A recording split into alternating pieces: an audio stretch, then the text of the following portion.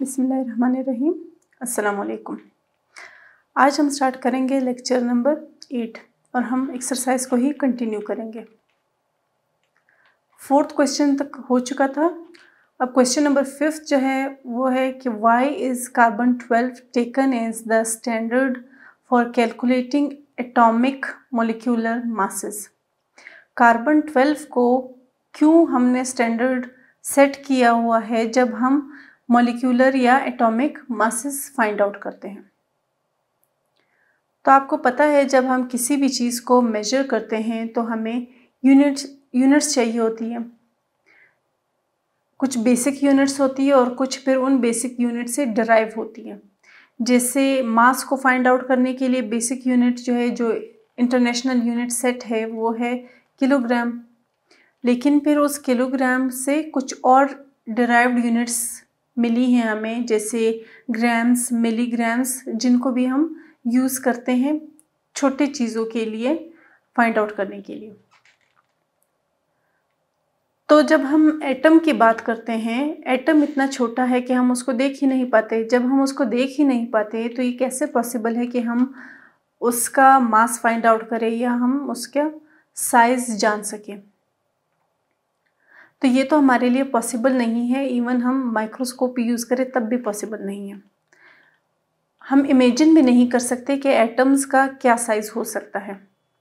तो इसलिए जो है कोई ऐसा यूनिट चाहिए था जो कि एटम्स के मासेस फाइंड आउट करने के लिए काम आ सके। अब वो यूनिट भी ज़ाहिर है बहुत छोटा होना चाहिए था। तो क्या हुआ कि बहुत सोचने के बाद सबसे पहले जो यूनिट लिया था, हाइड्रोजन को एज अ स्टैंडर्ड लिया गया। हाइड्रोजन एलिमेंट जो है जिसका एटॉमिक मास नंबर 12 है। तो सबसे पहले क्या हुआ कि इनिशियली हाइड्रोजन के एलिमेंट को हम लोगों ने एज अ स्टैंडर्ड लिया। हाइड्रोजन का एटॉमिक मास आपको पता है 1 होता है।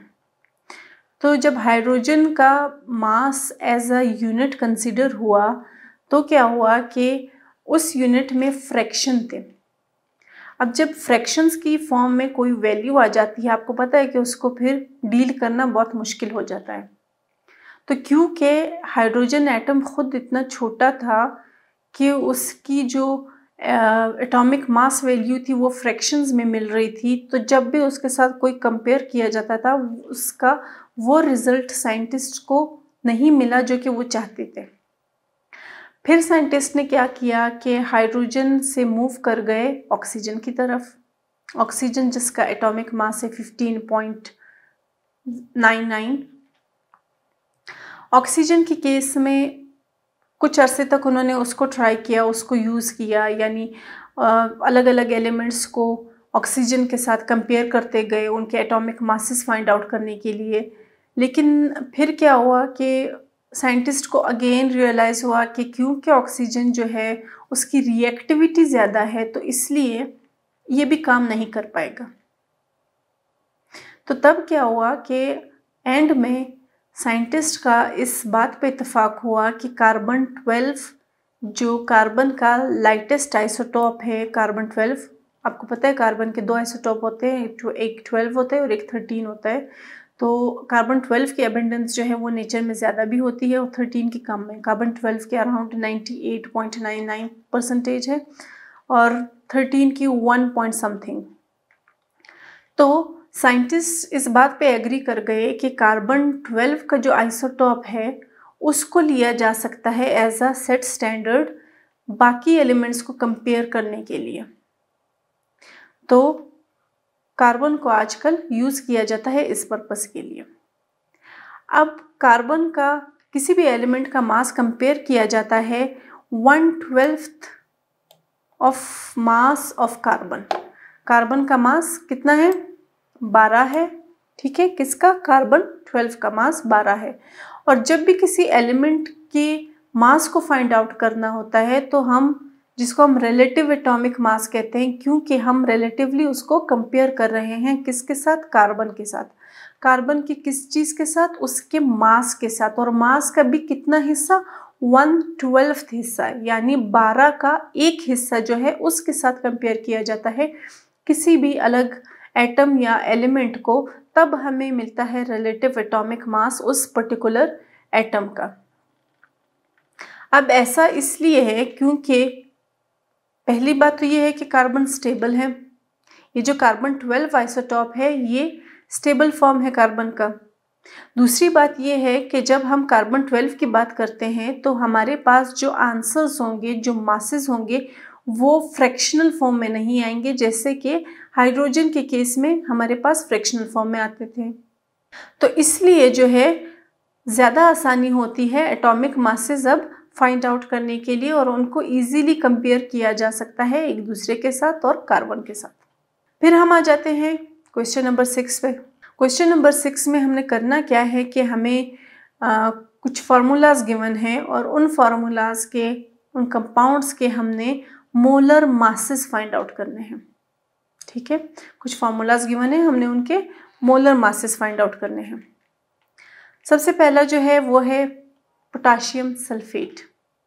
ठीक है, पोटाशियम सल्फेट का फॉर्मूला होता है K2SO4। पोटाशियम जो है वो K से सिंबलाइज होता है, एटॉमिक मास उसका 39.10 है, पीरियोडिक टेबल से आपको ये मिल जाएगा। सल्फर है दूसरा, उसका मास है 32.07। ऑक्सीजन है हमारे पास 16, एटॉमिक जो पीरियोडिक टेबल है उसमें 15.99 है, तो इसको आपको पता है जब राउंड ऑफ करते हैं तो हम उसको अराउंड 16 ले लेते हैं। अब ये तो इनके मासेस हो गए। अब कितने कितने मॉलिक्यूल्स इनके कंबाइन हो रहे हैं इस कंपाउंड को बनाने के लिए। पोटाशियम के कितने कंपाउंड्स हैं? 2। तो 39.10 को मल्टीप्लाई करेंगे 2 से, प्लस सल्फर का एक ही मॉलिक्यूल है, प्लस ऑक्सीजन के कितने हैं? 4 मॉलिक्यूल्स है, तो 16 मल्टीप्लाई बाय 4, तो 16 मल्टीप्लाई बाय 4 64 आ गया। 39.10 मल्टीप्लाई बाय 2 हमारे पास 78.2 आ गया, और 32.07 वैसे ही आ गया क्योंकि वो एक मॉलिक्यूल था।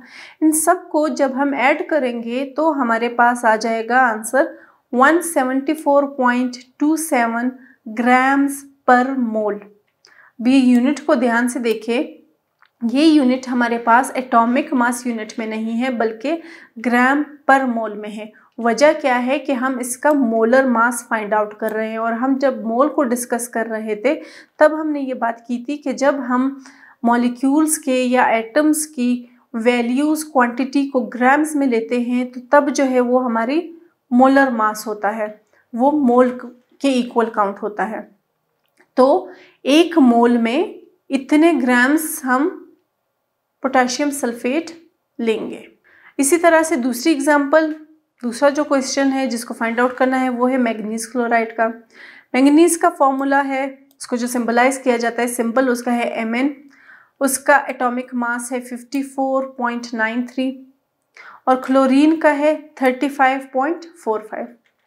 एक हमारे पास मैंगनीज का मॉलिक्यूल है, 2 हमारे पास क्लोरीन के मॉलिक्यूल हैं।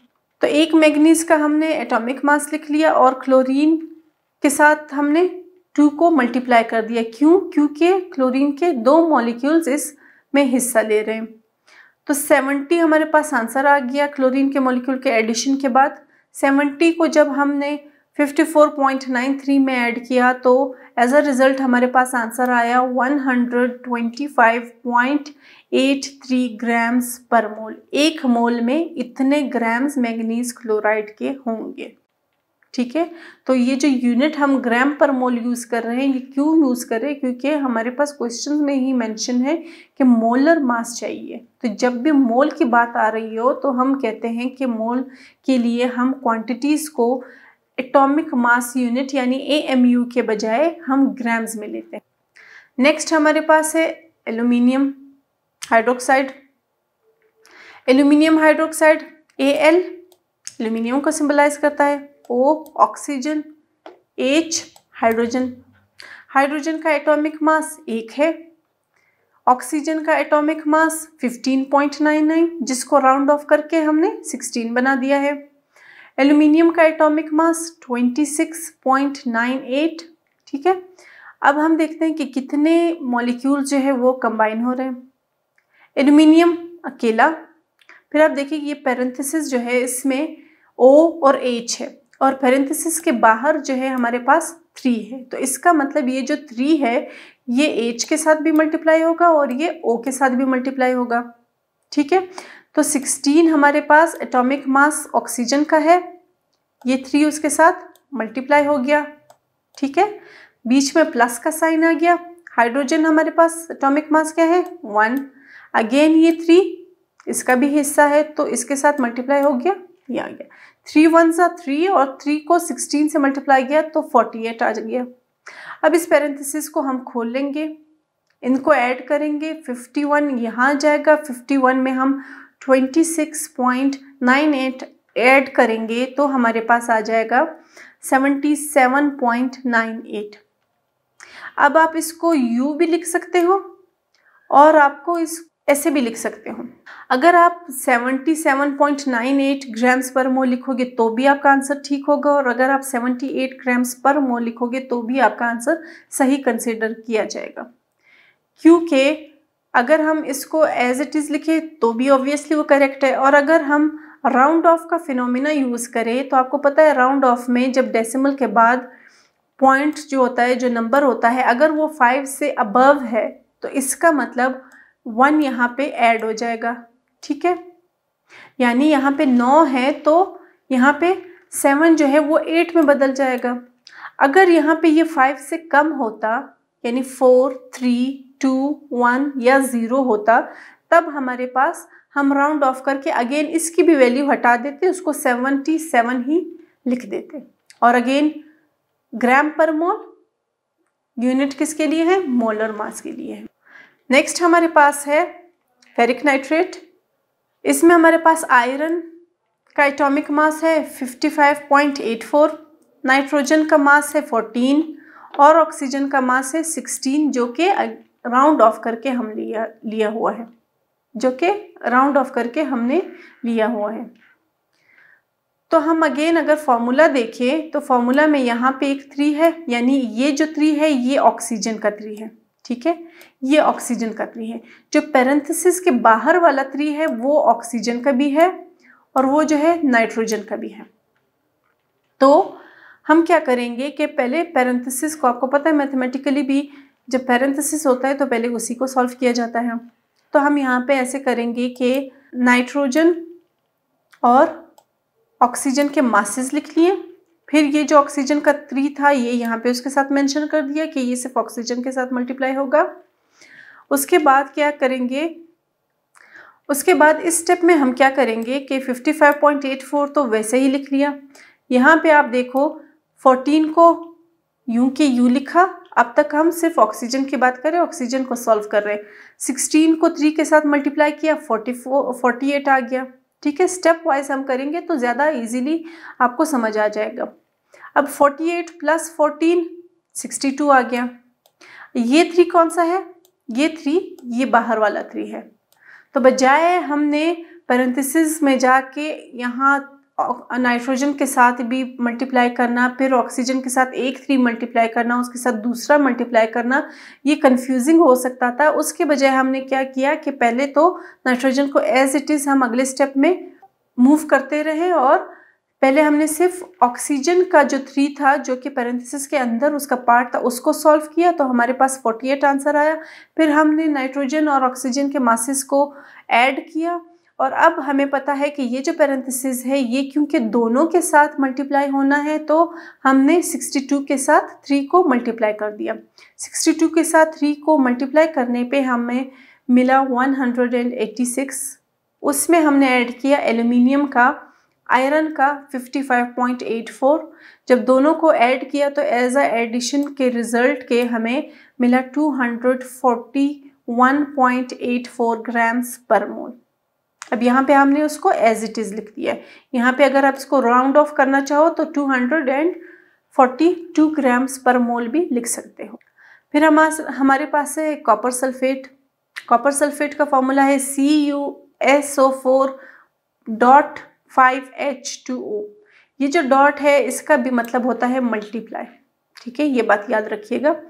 अब हम आ जाते हैं कि कॉपर का एटॉमिक मास 63.55 है, सल्फर का पीछे भी रिपीट हुआ है 32.07, ऑक्सीजन का 16 राउंड ऑफ करके लिया है, हाइड्रोजन का 1.02 राउंड ऑफ करके लेंगे तो 1 हो जाएगा।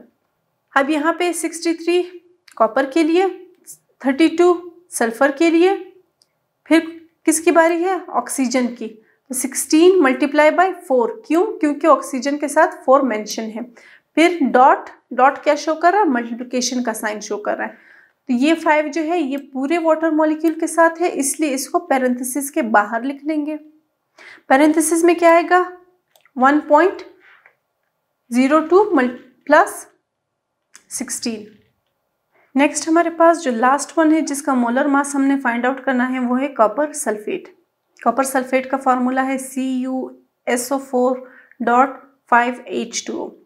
अब यहाँ पे ये जो डॉट है आपको पता है यहाँ मैथमेटिकली ये मल्टीप्लाई का साइन होता है, लेकिन यहाँ पे हम इस डॉट को मल्टीप्लाई का साइन नहीं यूज़ करेंगे, हम एज एडिशन साइन यूज़ करेंगे। तो यहाँ पे इस डॉट का मतलब है प्लस का।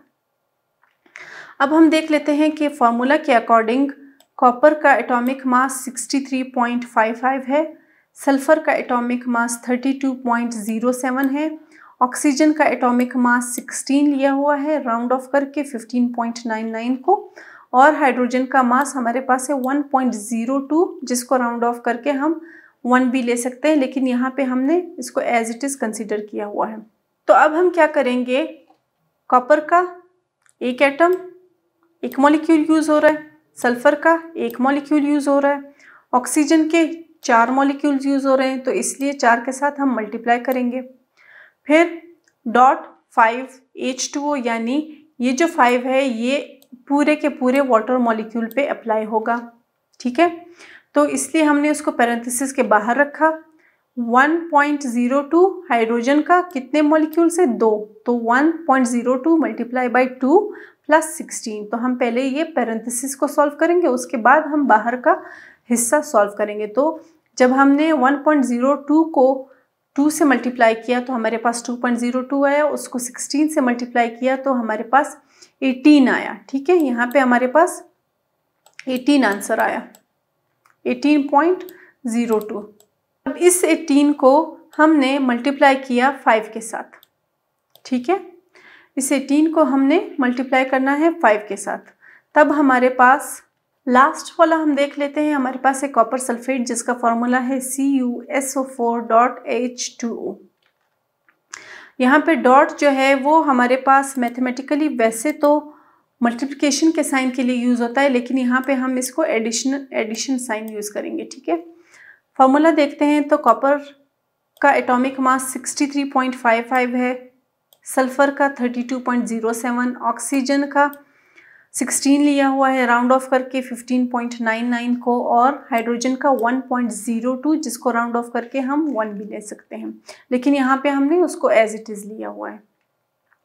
तो सबसे पहले हम ये देख लेते हैं कि ये जो 5 है ये इस पूरे वाटर मॉलिक्यूल के साथ, इस पूरे वाटर मॉलिक्यूल का हिस्सा है।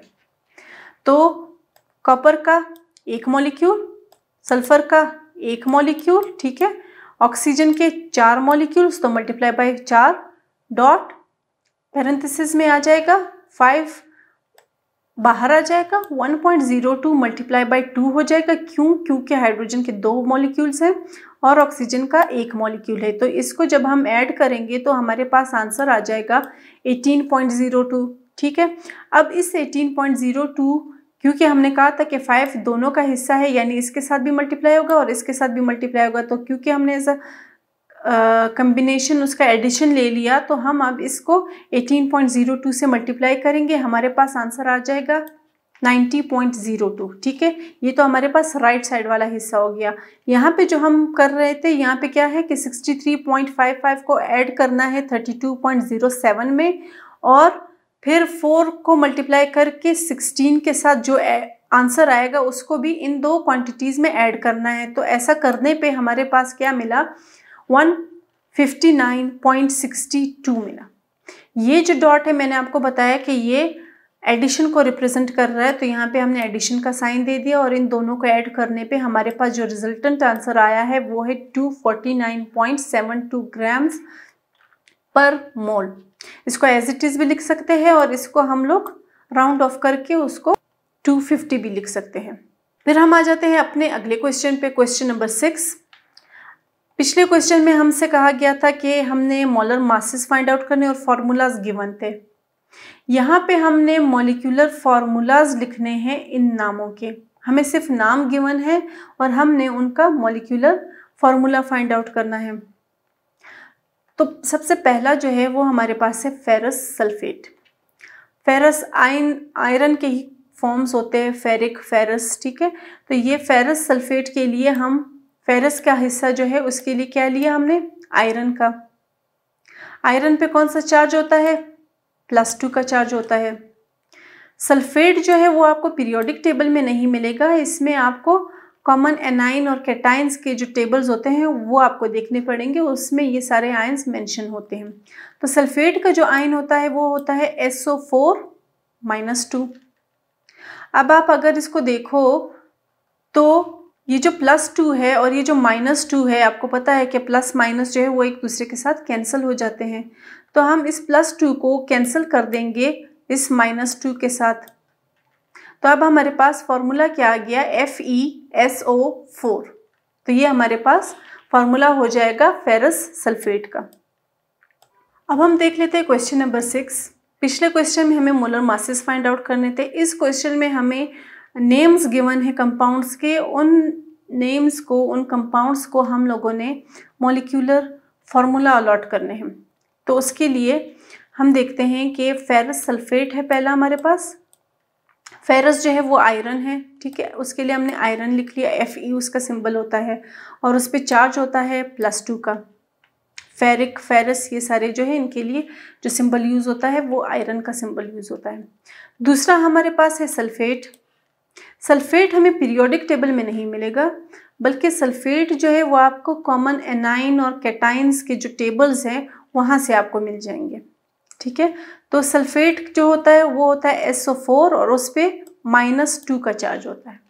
अब आपको पता है कि मैथमेटिकली या इक्वेशंस जब हम सॉल्व करते हैं तो हम प्लस और माइनस को एक दूसरे के साथ कैंसिल कर सकते हैं। तो यहाँ पे आयरन का +2 कैंसिल हो जाएगा सल्फेट के +2 के साथ। तो इसका मतलब अब ये जो कंपाउंड है ये इलेक्ट्रिकली न्यूट्रल हो गया है, ठीक है। इस पे कोई चार्ज नहीं है। आपको पता है कंपाउंड पे चार्ज नहीं होना चाहिए, जब तक चार्ज होगा तब तक वो सॉल्व नहीं होगा। तो FeSO4 हमारे पास क्या आ गया, फेरस सल्फेट का फॉर्मूला आ गया। इसी तरह हम दूसरा देख लेते हैं, ferric sulphate. Ferric sulphate, ferric के लिए आयरन का सिंबल, लेकिन फेरस पे क्या साइन था, +2 का था, यहाँ पे क्या है +3 का है, ठीक है। और सल्फेट का क्या है SO2-2, ठीक है। तो अब आप अगर इनके ऊपर की ये जो सबस्क्रिप्ट है, ये जो पावर्स है साइंस में, ये देखोगे तो Fe का 3+ है और सल्फेट का जो है वो -2 है। तो इसका मतलब अब ये तो कैंसिल नहीं हो सकते। तो हम क्या करेंगे, हम क्रिस क्रॉस मेथड यूज़ करेंगे। क्रिस क्रॉस मेथड में ये होगा कि ये जो 2 है ये यहाँ पे हम शिफ्ट कर लेंगे आयरन के पास सबस्क्रिप्ट में, सुपरस्क्रिप्ट से आगे ये सबस्क्रिप्ट में, ठीक है। और ये जो 3 है ये हमारे पास आ जाएगा यहाँ पे, ये भी सबस्क्रिप्ट में आ जाएगा। पहले कहाँ था, सुपरस्क्रिप्ट में था, ठीक है।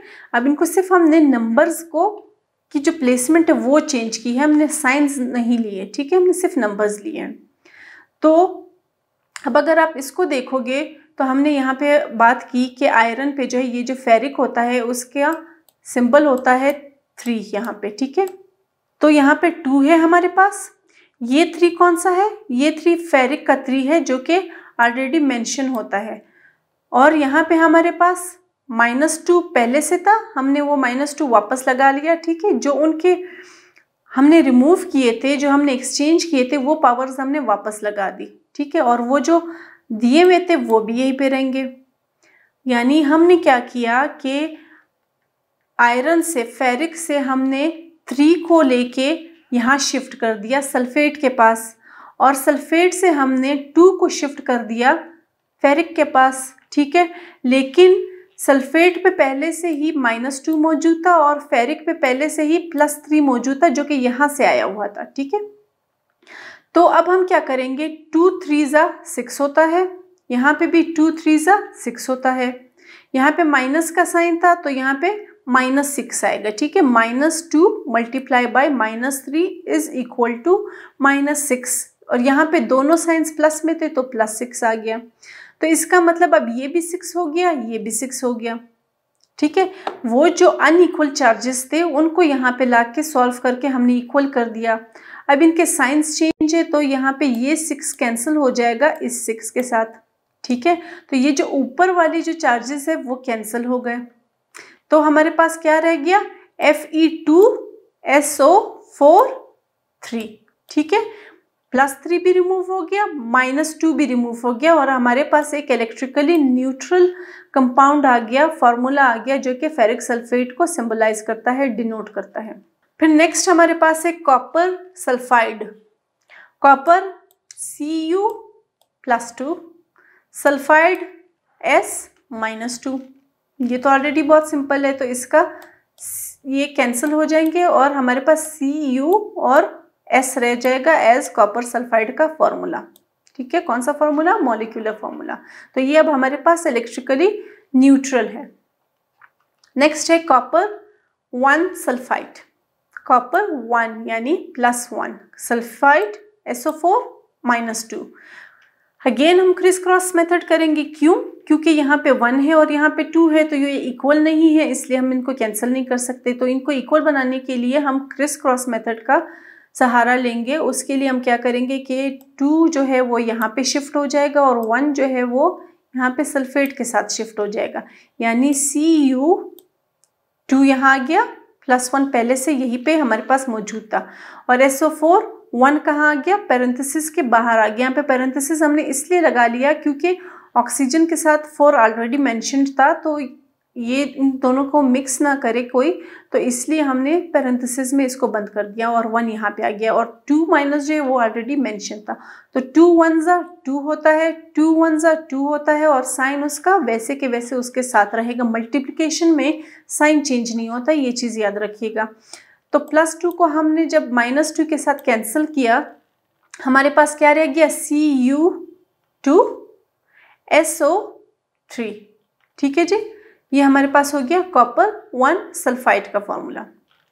फिर हम आ जाते हैं अमोनियम बाइकार्बोनेट पे। अमोनियम का होता है NH+, और बाइकार्बोनेट ये सारा जो है ये एक ही बाइकार्बोनेट है, उस पर साइन होता है -1 का, यहाँ पे होता है +1 का।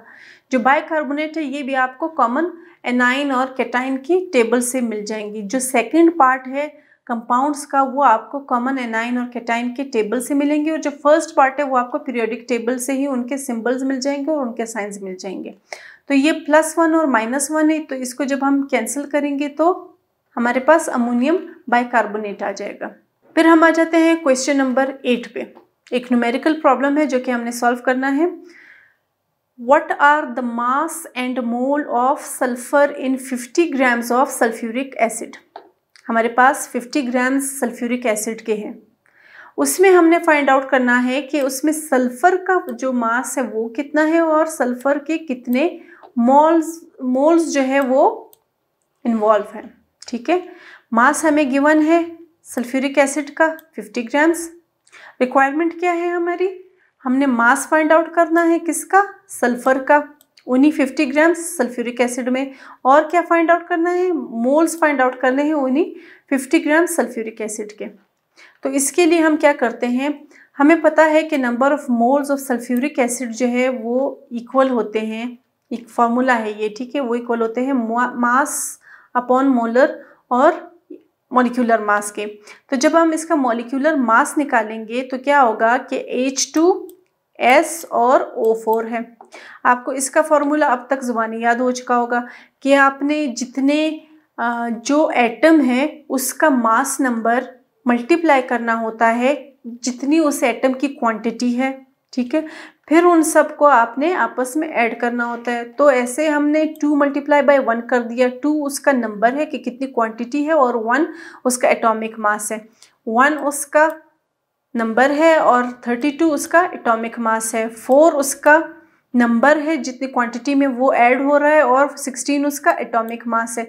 इन सब के एडिशन पे हमारे पास क्या आ जाएगा, 98 AMU, 98 एटॉमिक मास यूनिट। क्या है ये हमारे पास, मॉलिक्यूलर मास है। तो हम सल्फर का मास फाइंड आउट करने से पहले हम क्या कर रहे हैं, हम सल्फ्यूरिक एसिड का as a whole molecular mass find out कर रहे हैं, जो कि हमारे पास थ्रू कैलकुलेशन आया 98 एटॉमिक मास यूनिट। अब हम वैल्यूज को अगर पुट करेंगे उसी इक्वेशन में, इस इक्वेशन में, ठीक है, ये हमारे पास इक्वेशन है। तो इसमें हम number of moles of sulphuric acid जब फाइंड करते हैं तो 50 मास जो है वो हमारे पास गिवन था सल्फ्यूरिक एसिड का, ठीक है, 50 ग्राम्स। 98 हमने खुद कैलकुलेट किया, तो इसका मतलब क्या हुआ कि वो 0.51 आंसर आया। 0.51 मोल्स किसके हैं, सल्फ्यूरिक एसिड के हैं।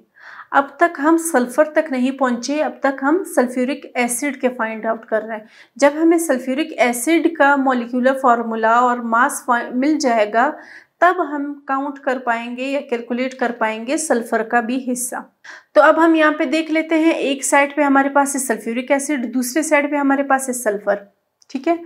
तो यहाँ पे क्या हम लेंगे, हमारे पास जो मोल था, नंबर ऑफ मोल्स हमारे पास फाइंड आउट हुए सल्फ्यूरिक एसिड के कितने थे, 0.51, रेशियो 1, प्रोपोर्शन का साइन है, ठीक है। यहाँ पे क्या है, 1 है और प्रोपोर्शन का साइन x है, x यानी हमें अभी तक नहीं मिला सल्फर का मोल।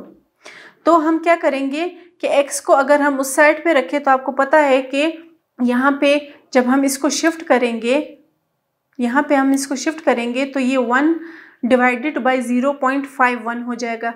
जब हम 1 को 0.51 से डिवाइड करेंगे हमारे पास एक वैल्यू आएगी 1.96। अब ये 1.96 जो है ये नंबर ऑफ मोल्स है सल्फर के, यानी 0.51 मोल्स सल्फ्यूरिक एसिड में 1.96 मोल जो होता है वो सल्फर का होता है। फिर हम आ जाते हैं उसका जो कितने ग्राम्स में है, यानी मास उसका कितना है, ये फाइंड आउट करने के लिए सल्फ्यूरिक एसिड का फॉर्मूला अगेन मेंशन है H2SO4। 1 मोल सल्फ्यूरिक एसिड में 1 मोल सल्फर मौजूद है, ठीक है। जितने मोल सल्फ्यूरिक एसिड है उतने ही मोल सल्फर मौजूद है। मोलर मास सल्फ्यूरिक एसिड का 98 ग्राम्स पर मोल है, जो कि हमने पिछली स्लाइड पे कैलकुलेट किया था। मोलर मास सल्फर का कितना है, 32 ग्राम्स पर मोल है, ठीक है। उसका जो एटॉमिक मास है आपको पता है 32.07 है। तो अब हम अगर 98 ग्राम्स सल्फ्यूरिक एसिड में 32 ग्राम्स सल्फर है तो इसका क्या मतलब हुआ कि हम एक फार्मूला जब अप्लाई करेंगे तो उस फार्मूले के थ्रू क्या होगा कि 50 को डिवाइड किया जाएगा 98 grams sulphuric acid multiply by 32 grams sulphur से, तो तब हमारे पास आंसर क्या आएगा, एज अ रिजल्ट हमारे पास आंसर आएगा 16.3 ग्राम्स। तो इसका मतलब ये जो 98 ग्राम्स सल्फ्यूरिक एसिड है इसमें से 16.3 जो है वो क्या मौजूद है, सल्फर का एटम मौजूद है। तो हमारे पास मास इसका 16.3 ग्राम्स आ गया और मोल्स इसके 1.96 आ गए। आई होप यहाँ तक क्लियर हो गया होगा। Thank you.